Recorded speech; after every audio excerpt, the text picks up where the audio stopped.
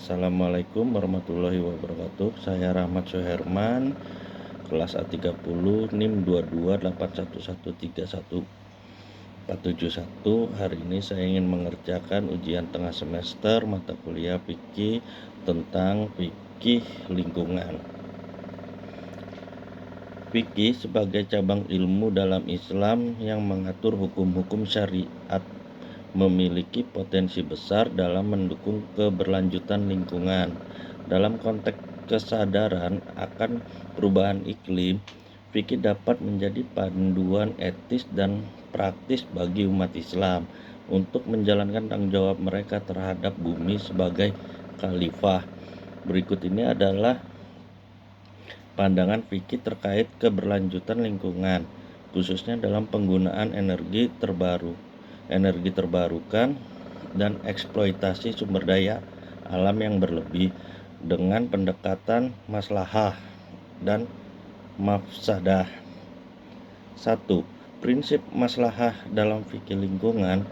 Maslahah merujuk dalam segala sesuatu yang mendatangkan manfaat dan kebaikan bagi umat manusia, termasuk menjaga keberlanjutan ekosistem untuk generasi saat ini dan masa depan.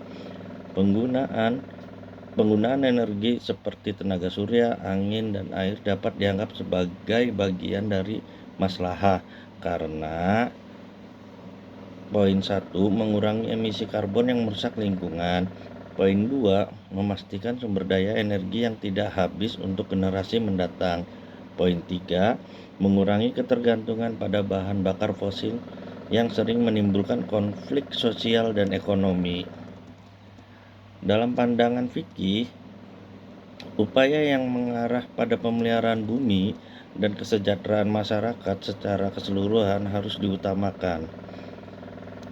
Yang kedua, prinsip mafsadah dalam eksploitasi berlebih. Mafsadah merujuk pada segala bentuk kerusakan yang membawa dampak negatif bagi individu, masyarakat, atau alam. Eksploitasi sumber daya alam yang berlebih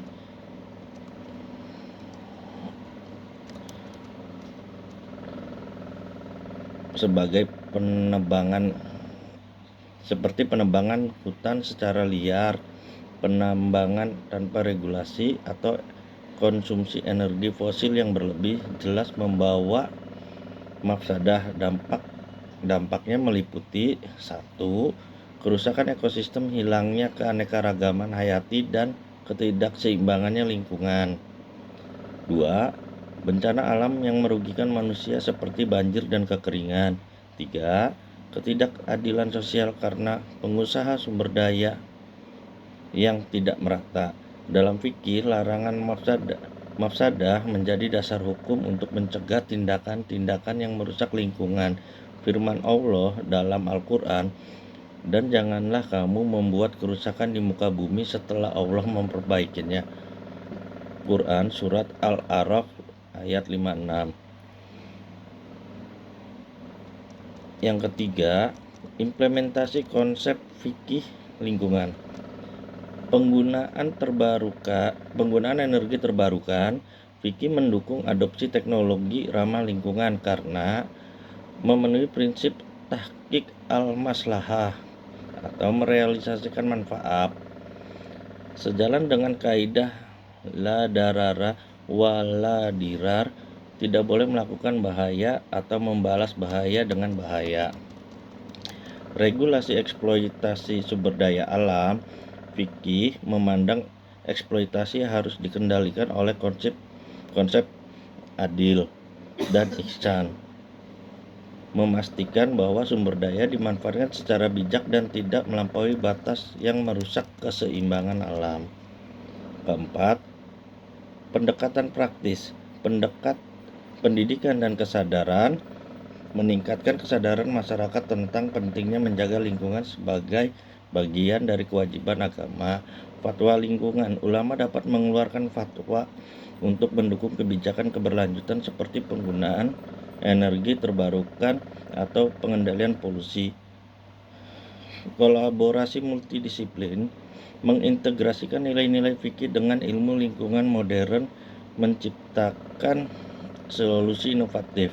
Jadi kesimpulannya, fikih memberikan landasan teologis dan praktis untuk mendukung keberlanjutan lingkungan melalui konsep maslahah dan mafsadah.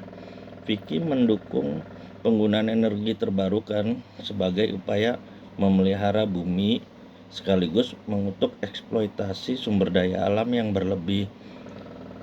Sebagai khalifah di bumi, umat Islam memiliki kewajiban moral dan religius untuk menjaga lingkungan demi kebaikan generasi saat ini dan yang akan datang. Sekian dari saya. Wassalamualaikum warahmatullahi wabarakatuh.